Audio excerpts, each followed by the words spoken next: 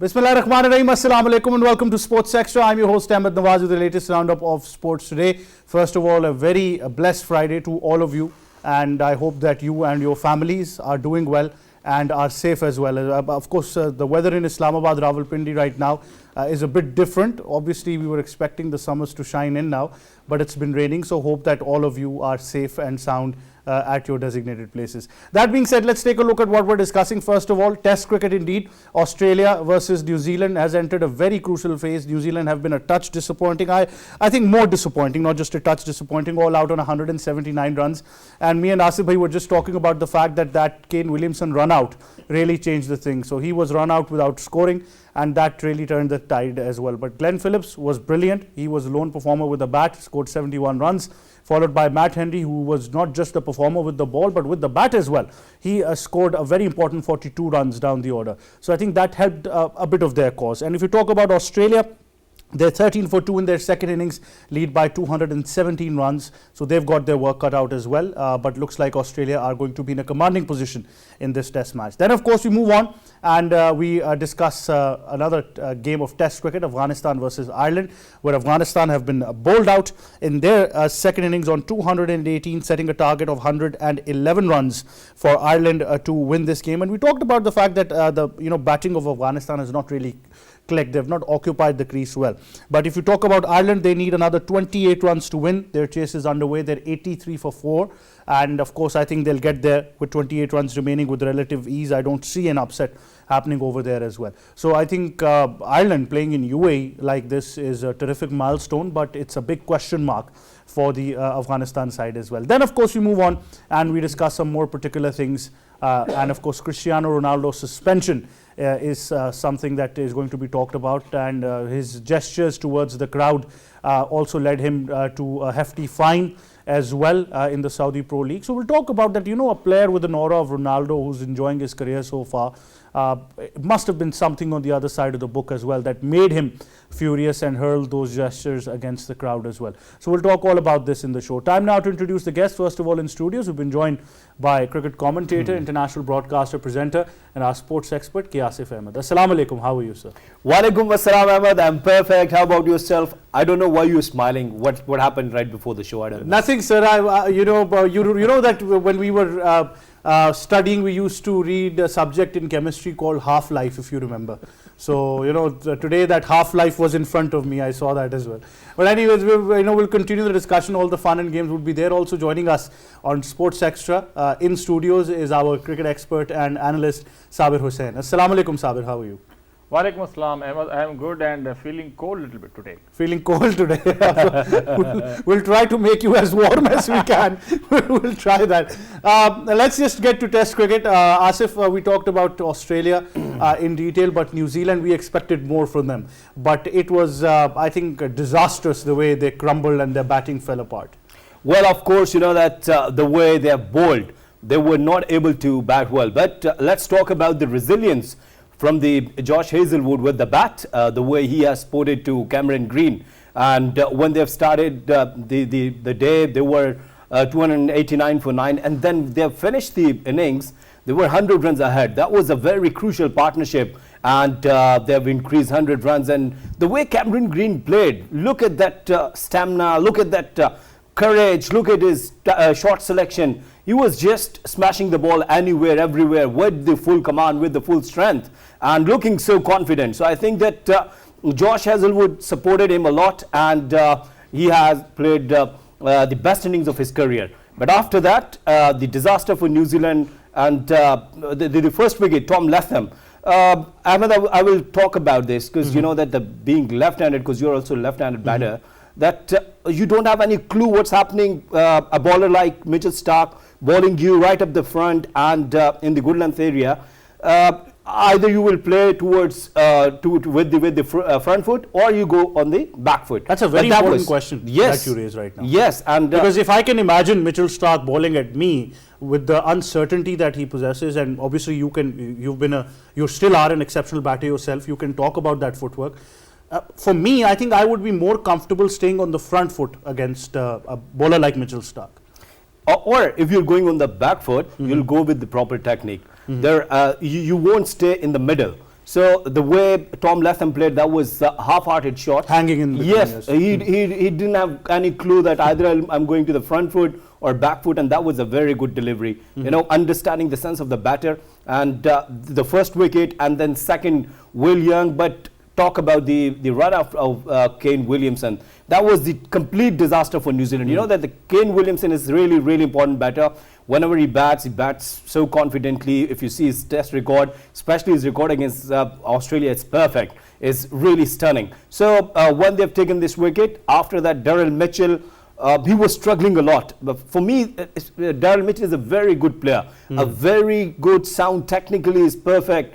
And when he was struggling against Mitchell Starc and Pat Cummins and Josh Hazlewood, everyone was bowling so nicely. So they kept pressure on the New Zealand side, on the Black Caps, and after that there wasn't any chance. Yes, in the middle of the innings you could say that the Tom Blundell and Phillips, they batted well in the end. Matt Henry hit 4 sixes. That helped them, but once again 179 all out. Australia is in very good position, very strong in strengthening position, and they are batting for the second time. I think if they could make around 350 runs, that would be a very good total. Absolutely. Sabir, how do you see this entire campaign? Australia are dominant, of course, but we expected more of a challenge from New Zealand. And now, of course, I think all the cards that they wanted to try failed. Williamson didn't score. The opening fell apart, Young and Tom Latham. Then Rachin Ravindra, who was supposed to be the key element there in the middle order, he also went without scoring. So it was a complete disaster for New Zealand. It is. I mean, we were expecting something, from New Zealand to fight at least. I mean, against the mighty Australian side. I mean, they have been, in a phenomenal form as far as their bowling unit is concerned.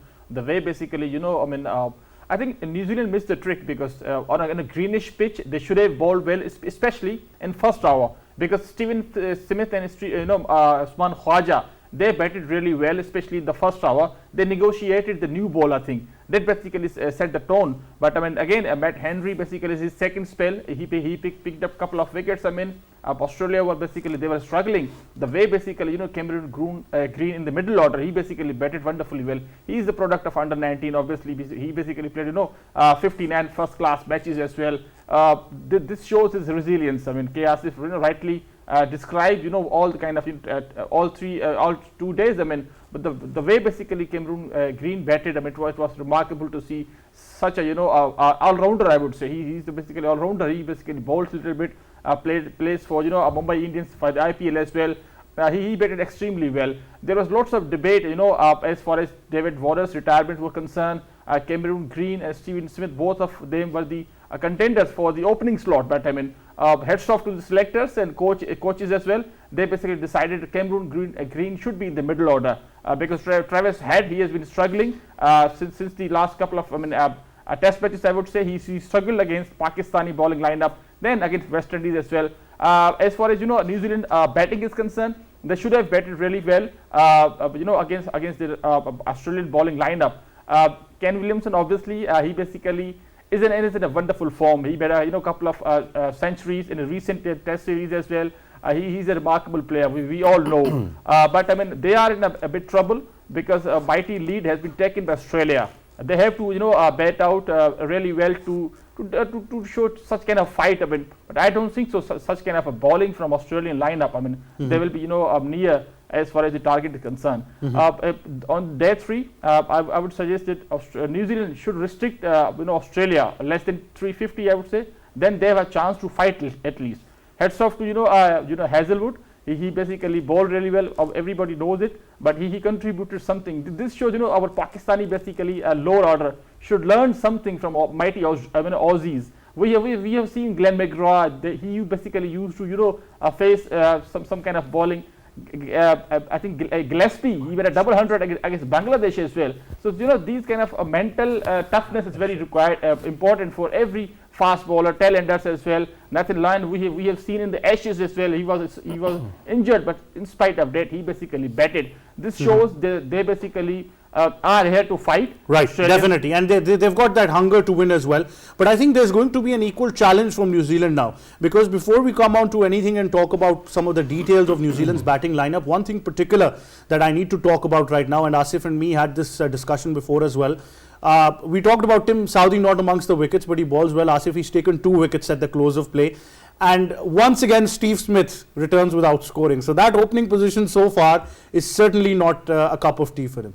Yes, but you know that they're the world test champions, so they could do anything. And this is what I had discussed yesterday, that they're full of the confidence. They're trying some new pairs as well. So I think that the Australian mindset or the Australian management, they do think that if we're bringing some, innovation in our batting lineup, it won't harm, and that's why they're using Steven Smith. And everyone knows that the way Steven Smith plays on number 3, number 4, number 5, he had done all the fantastic job for each number. But this time he's struggling with the new ball. It's not easy, to be very honest, especially as Sabir was mentioning that the surface is quite green, and ball is swinging in, out, in the air, and of course that the bouncy tracks. So these kind of tracks are not easy, but even then credit goes to Steven Smith as well, Ahmed, the way he was ready. Yes, I'm ready to play with the new ball.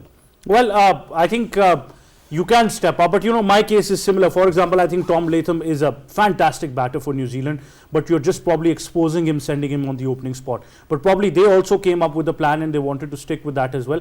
But Asif, it's very important that we talk about the concept of partnerships then. Well, that's really important. For me, it's really interesting because if you see the Australian partnerships, their first wicket partnership, Usman Khaja and Smith, that was 61 on 146 deliveries, does not matter because this is Test cricket. Then they have 3 more important partnerships. Mitch Marsh and Cameron Green, 67 on just 77 deliveries. This time they have increased their economy. And then talk about that Mitchell Starc and Cameron Green of 35 runs. Pat Cummins and Cameron Green 33 runs, then Nathan Lyon and Cameron Green 23 runs, and in the end that was top-notch performance from Josh Hazlewood. I must say that the last partnership was 116 on just 188 deliveries. These 5 partnerships, they were able to score 383. If you talk about the New Zealand batters, no partnerships at all, excluding Tom Blendon and Glenn Phillips. They were okay. They made 84 and 86. I don't know why they were in a hurry, why they're making good and quick runs when they've lost 5 wickets early on. They would have stayed. You know that I must say that the Tom Blendell, that wasn't a good shot from him. The shot selection wasn't good from Tom Blendell. And then talk about Matt Henry and Phillips. They made 48 runs on 52 deliveries, including 4 huge maximum from Matt Henry. So I think that it's really important to understand that the Test cricket or the ODI cricket, even in T20 cricket, these partnerships are really, really important. And that's why Australia is in commanding position, because they had 5 very, very good partnerships. Well, I think that's the key that New Zealand missed out as well. But I think once again, most of that reliance comes on to Kane Williamson. But the fact is that, players need to revolve around him as well. That's what they've done in the past. But Sabir, at this moment, I think a lot of credit, as always, goes to Nathan Lyon.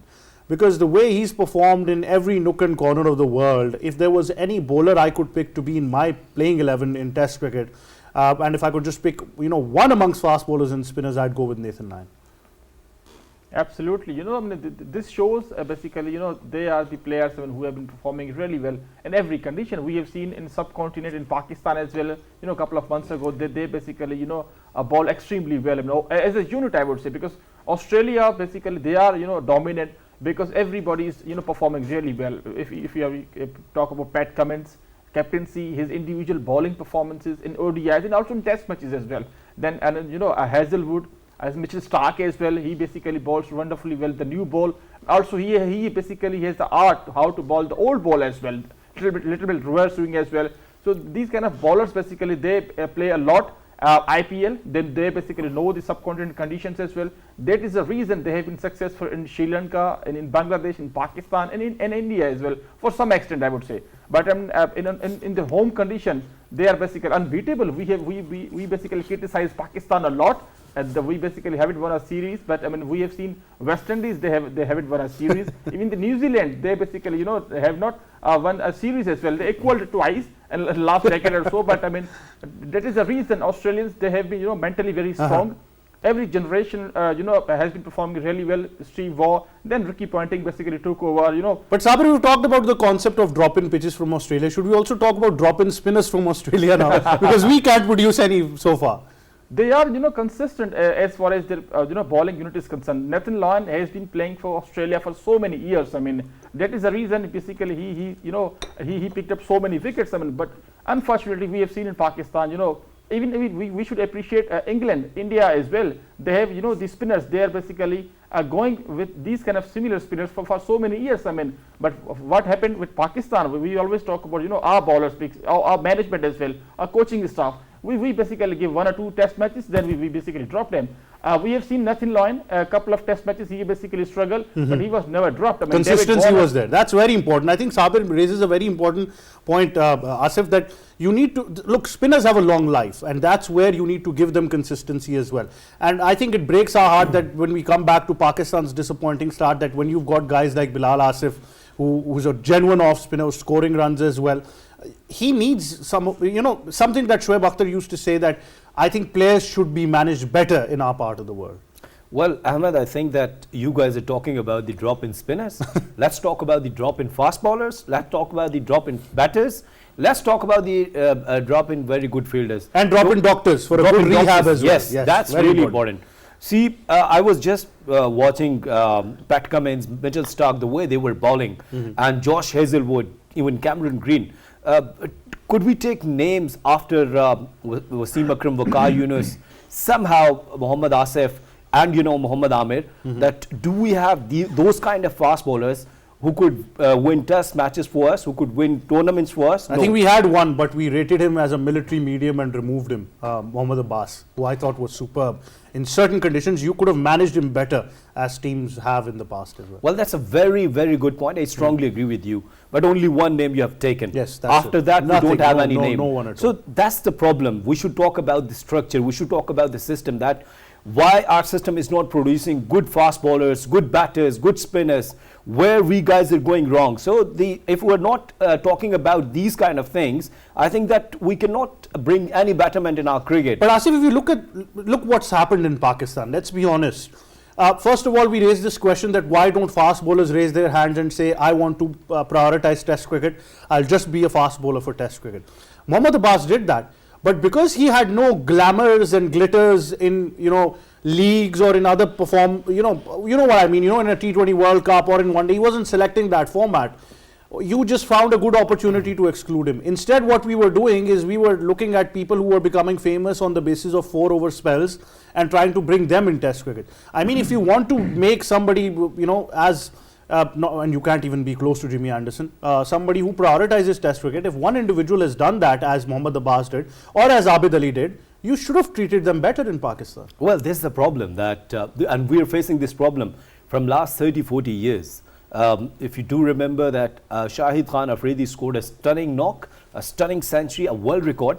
But after that, Abid Ali made another good world record. And he was the first player on this planet who scored centuries in both the debuts in ODIs and Test. But what happened? Where is Abid Ali? Why media is not talking about why? Because he doesn't have a very good social media team. No one is talking about him. No one is talking about Mohammad Abbas. So that's why I think that if you have a good lobbying system, and if you have good media managers, if you have good social media team, then everybody will talk about you, and you will remain in mainstream media as well. But if you don't, coming up on the X, on Twitter, on Instagram, or on Facebook, nobody is talking about. So I think that that's the problem.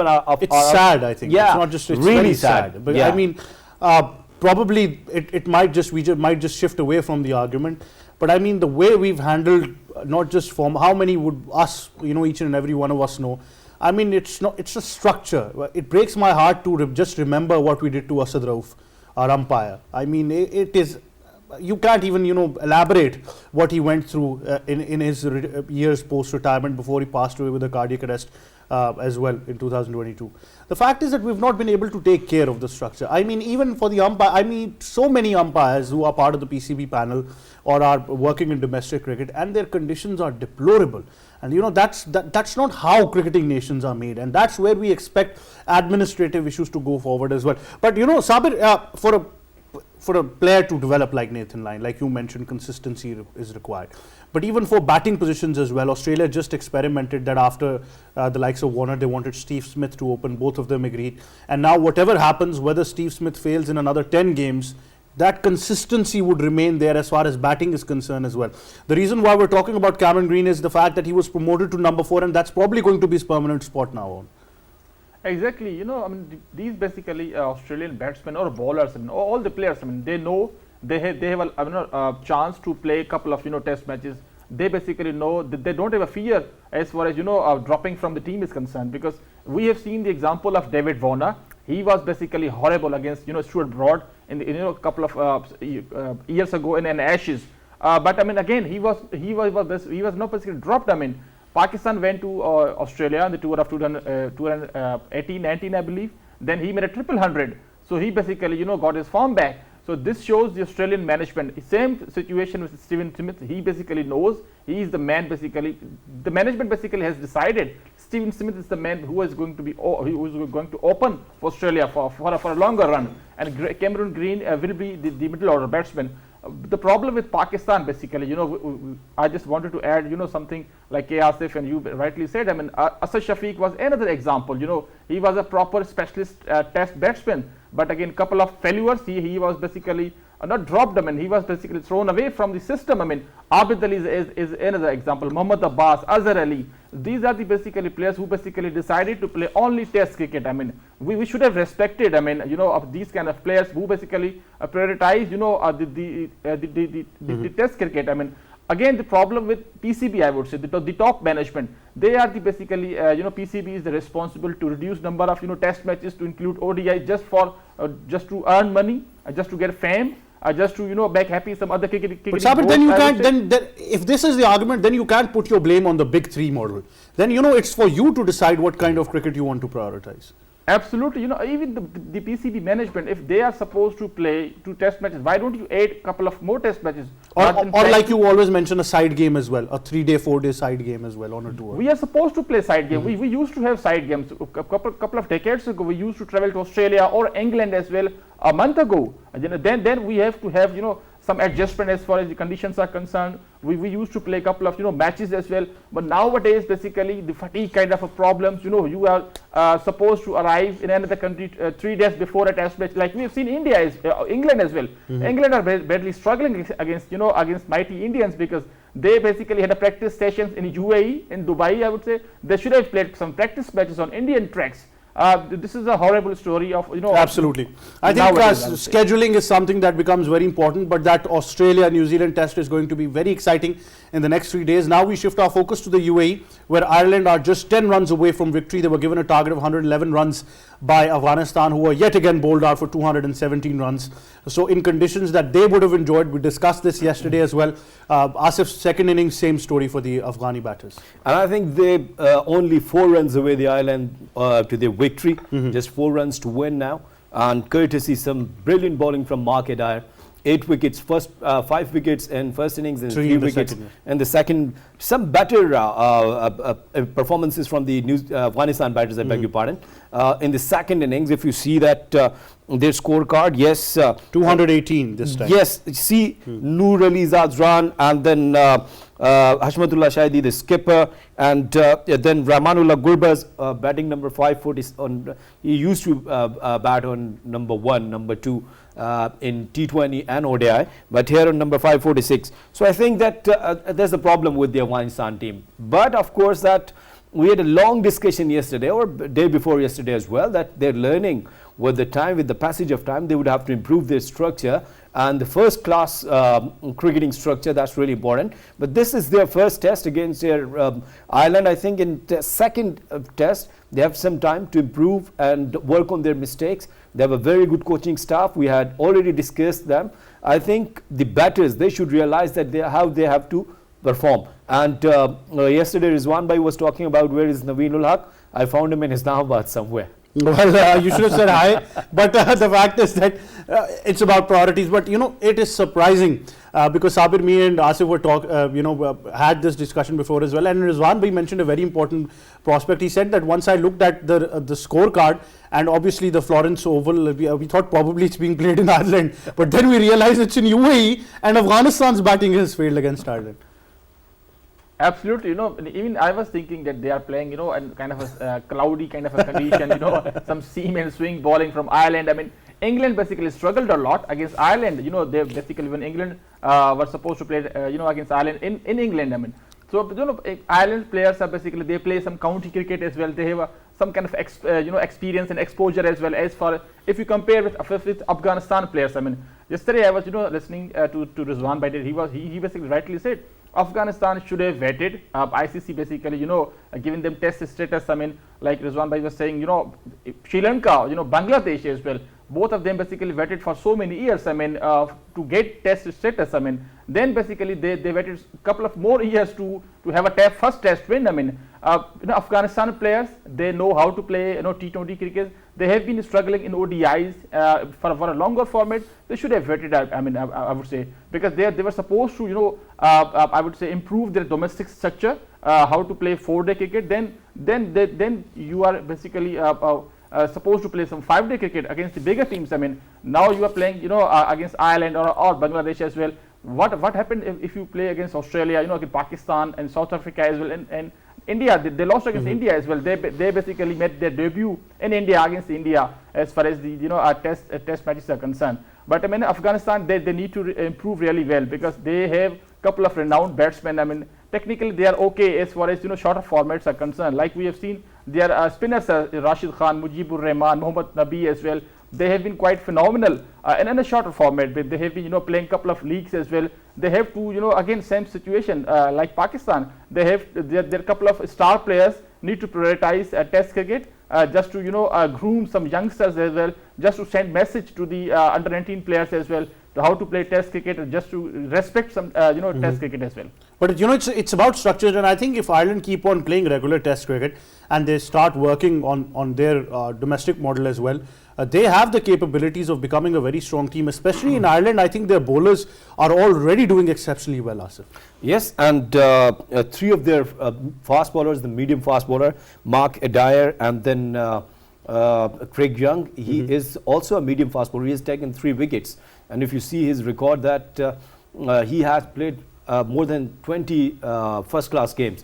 It means that the rest of the world, they're just focusing on their domestic structure. And I think that when you're playing in UAE, you'd have to understand that the spinners, they're really useful. Pakistan, the UAE was the second home country for the Pakistan when we talk about the cricket. And Pakistan won plenty of test matches when Saeed Ajmal was playing, Rahman, yes. Zulfikar Babar, and they were and Bilal Asif has taken 5 wickets, and Yasir Shah was there. So I think that where the spinners are, where the spinners were performing so well, the Ireland fast bowlers are working so good, and they're bowling so nicely. They've taken wicket and they won the test match. So I think that their fast bowler, they knew the key is line length and the consistency. That's it. For Afghanistan, Asif, what should they do now? I mean, this loss is going to be something that they need to question their intent in this test match as well. I think that the same problem is with the Afghanistan cricket board as well, and the players.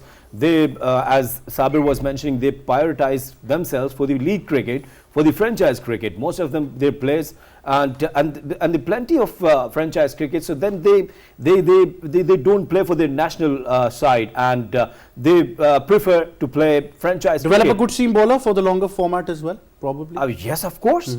A seam bowler and spinner as well. Where is Mujib? Where is Rashid? Either they're on rest or they're playing somewhere else. There's a question mark. Both of them, they are very good in with the white ball. Either they're good with the red ball as well. That's a question mark. Well, obviously, and I think it's going to be very interesting phase as well. But Sabir and Asif, thank you very much. Before we go towards a short break, we've got a very special birthday wish to send out. It's a birthday galore on Sports Extra. A lot of our people, including Mr. Ali Mehdi, including Kashif Majid, the first-class cricketer, and including the son of our very dear colleague, Mr. Mohammad Awais, Mohammad Awais Jr. Also has his birthday. So all three gentlemen, a very happy birthday to you from me, Sabir, K. Asif and our entire team of Sports Extra. Wishing you all the joy in the world and good years of health and happiness to come as well. On that note, we go towards a short break. Stay tuned. We come right back.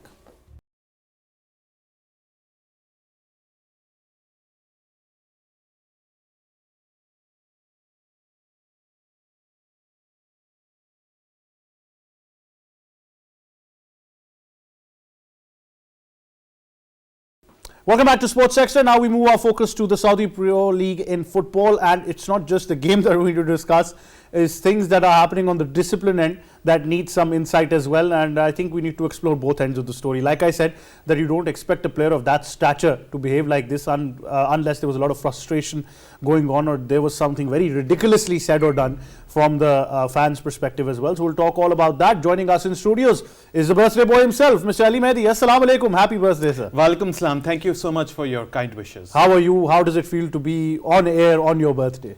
Oh, it feels fantastic. I've had the honor and the opportunity to come on several times on my birthday. So I think this is the biggest and the best because it's on a Friday. The first time I'm on television on my birthday, so on a Friday. So I'm very, very pleased about it, and thank you for it. Well, congratulations to you, and like we always say, that many more years of health, happiness, and joy to come. Now, Ali Mehdi, what happened that led to a hefty fine in Saudi riyals and also suspension that is being talked about right now? And like I said, it was bizarre that something like this would happen to a player who's already enjoying the twilight of his career. Well, it's something which came completely out of the blue. You had Cristiano Ronaldo, his team went to Riyadh to play a big fixture over there. Let's not forget they are 6 points behind. They are chasing table toppers Al Hilal, and they really need to win. If they want to have any chance of winning the Saudi Pro League this season, they have to win each and every match. They went to Riyadh, they lost 3-2. And whilst they lost that match 3-2, what actually happened is that the fans actually started chanting Messi, Messi, Messi. And because of that, what happened is that Cristiano Ronaldo replied with some obscene gestures with his arms and making cups-related signs. And because of that, these sort of signs are considered very obscene and ridiculous and ludicrous when it comes to Saudi Arabia. And for that matter, what happened is that the Saudi Pro League decided that he should be fined 30,000 Saudi riyals, and then at the same time, one match ban. I think I have to really give a lot of credit to the management of the Saudi Pro League and the authorities that they have put the game and discipline first. Right, we go to a short break, but stay tuned, we'll be right back.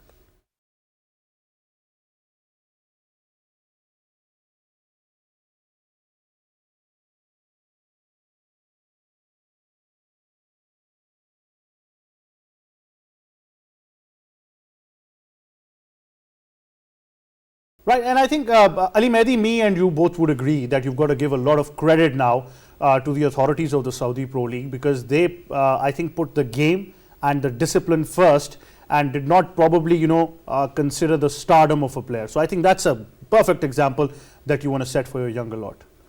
No, I think it's fantastic that they did this. Actually, what it does is that it sets a precedent. And because Saudi Pro League is relatively a newer league, if superstars like Ronaldo are actually fined and then suspended, that shows that, the Saudi Pro League means business. And at the same time, when it comes to discipline, you can't cross that line. And for that matter, I think that, this is the right decision. And Ronaldo will also learn from this mistake, because it was a very costly loss, they had against Riyadh, because the next game they drew 4-4. So, they're lagging behind in the title race for the Saudi Pro League. Al Hilal, if they win their game in hand, they're going to go about 9 points ahead. So this is very difficult for them to catch, in this tail end of the season. So I think that Ronaldo will have to make sure that he keeps in anger and his actions in check. Absolutely. Well, Ali Mehdi, thank you very much for joining us on Sports Extra. That, of course, wraps it up. One thing is for sure, that right now the real interest and the real competitive football that we see is in this part of the world, where Saudi Arabia and the Saudi Pro League has really garnered attention. And I think in the next couple of years, we're going to be seeing it as one of the most popular leagues in the world as far as the competitive edge is concerned. That wraps it up from me and the entire team. It's goodbye for now.